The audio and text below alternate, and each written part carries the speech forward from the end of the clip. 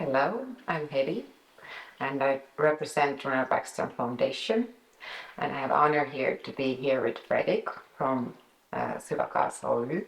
So, can you please introduce yourself and tell me more about your background before Xylo Gas and how did you end up doing what you're doing now? Yeah, I'm Fredrik Ek, and Xylo Gas as a company has been about for quite a long time. I worked for 17 years as energy consultant in farming sector mainly, but also in parallel I built up this hydropower system, and we had Xylo Gas running, but it was still direct gasification. What we do now here is very much different because we work with indirect gasification, not direct gasification.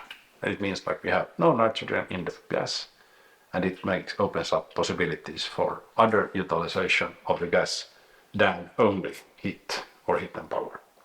So we make energy in a chemical form that you can convert, you can store, and you can always convert it to heat and power as well. What has brought you into this particular invention? Well, so I remember as a child, I sometimes was fascinated by the power of burning wood just out in the forest with some, and then I made also some tar production, like really small scale, like teenager. And then I thought that this energy must be possible to utilize for something else as well. Where your interest came for that since you were 13? Or Yeah, something like I have also always been building different things and testing and trying, and so the idea of making things is integrated system has been there for a long time. In the system we have two main reactors. We have this pyrolysis reactor, and we have a syngas reformer. So in the pyrolysis reactor we produce this biochar, and we produce pyrolysis gas. It's a dirty gas. It contains a lot of tar, a lot of carbon dioxide as well. But in this reformer we convert it into a clean syngas. And so these are it's fascinating when you what is try. Yeah, what is fascinating for you about all of this? The possibility to actually use a resource and make more value out of it than the usual way of doing. How important are for you environmental questions about doing all of this, what you do? They're important. They are not the only important thing. This technology as such and getting it functioning, it's also very, very fascinating. But it's still important that we want really to produce as much value as possible with a so small environmental impact as possible too. And in fact, if you look at this way, how we do this, utilize actually the very same resource that is normally used for producing only heat.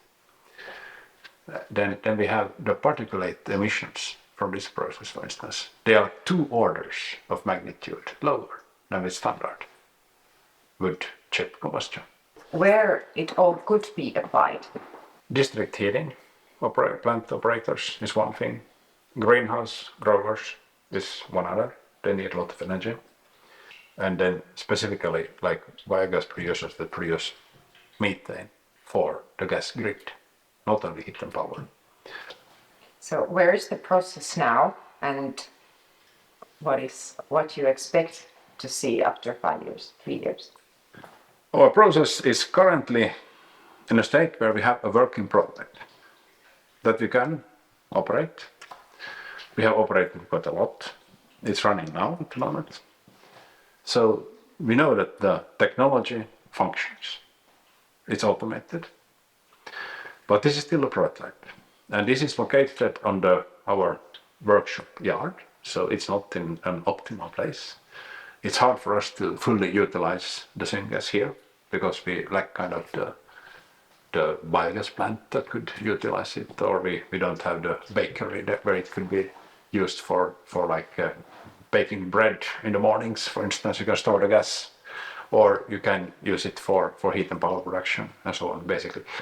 But we anyway want to get from this state with the working prototype to a real 24/7 operation unit, demonstrating it, and eventually, of course, we want to kind of have this as a solution that can really be spread out. And we, of course, need resources, cooperation, and so on, because we are not thinking that we are going to Can build. you explain what kind of resources exactly you would need? Like one thing is that really need for moving forward is that we need to have our system not operating only on our own backyard, but this should be operating 24/7 somewhere at a client's place. And this would be then a real reference and so on, because there's a lot of interest, but this like still state of prototype state that we still have here, it's a limitation. So 2023 was when Runar Bäckström gave you the money. And what has changed after that? We were more thinking about making like also partly direct gasification, but now we actually moved on to this nitrogen free syngas. So like as the same, of course, we wanted to make biochar, we wanted to make a combustible clean gas, but we shifted a little bit focus that we are not working with this direct gasification at the moment, because we see more possibilities for utilizing this nitrogen free gas. I think we have time now to go actually to See the system. To see the system. Very good. And see Let's how go. everything actually works. Yes.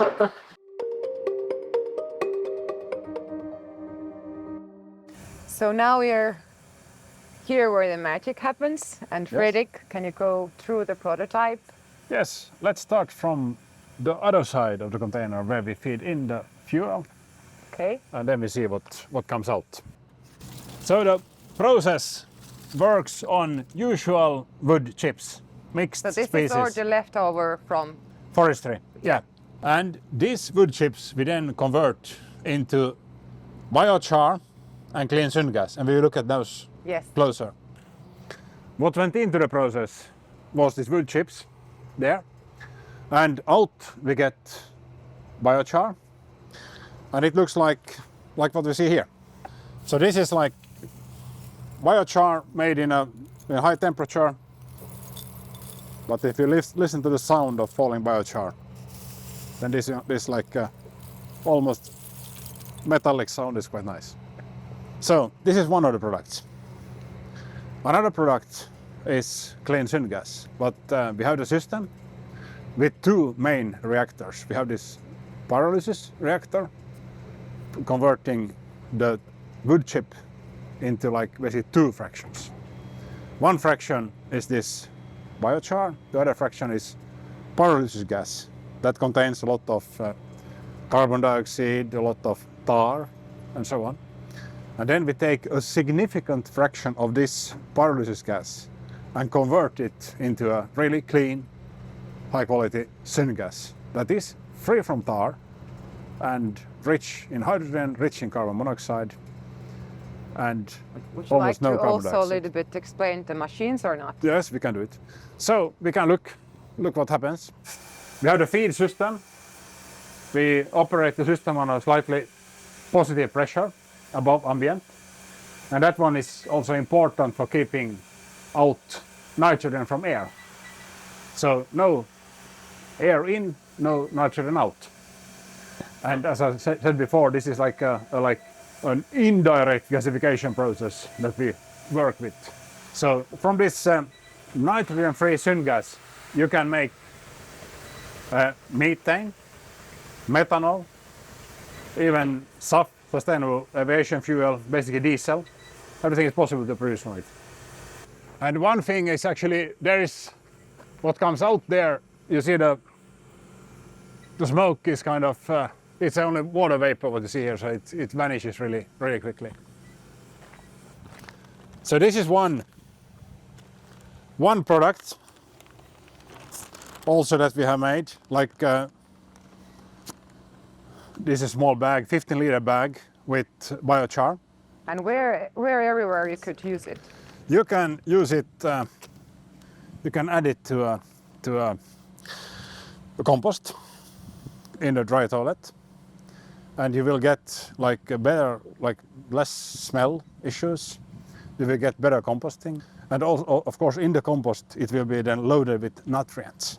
So with this system, you actually can extend the intervals between watering, because this one is sucks a lot of water into it, and it will release it also slowly. So this is one way, and of course it's carbon negative. If you put it to soil, then it will stay there, not forever, but almost. And of course, you could imagine a system where farmers could also be compensated for, like kind of fixing carbon away from the atmosphere. Yes. So there could be a scheme for that, and it would make it more like attractive. And it's useful, and it will last. It lasts really for hundreds of years. Long time. Yeah, hundreds of years, thousands of years even. It will last before it decomposes, because this one is really produced in high temperature. So are this our next? Yeah, we can check what is the situation. Now we are like filling a plastic bag with syngas. So, and then you release it, and then we see what happens. So you can give it some line, and It's really cool. so this is like hydrogen-rich syngas, and that's why, because of the high hydrogen content we Just have. wants to go higher. Yeah. This is super cool. Hydrogen balloon, syngas Ta-da! balloon.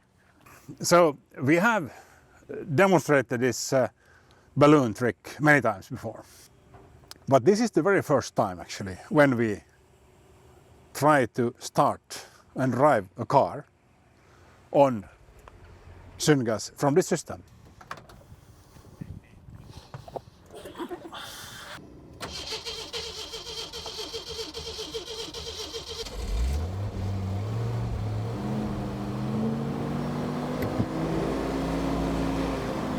No nyt.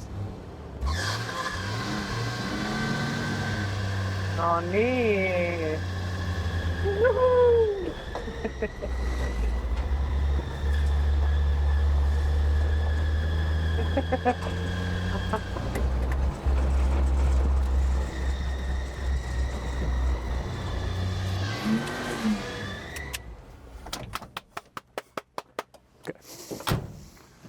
Well, it was a ride. Excellent job. Whatever. Excellent Yes. job.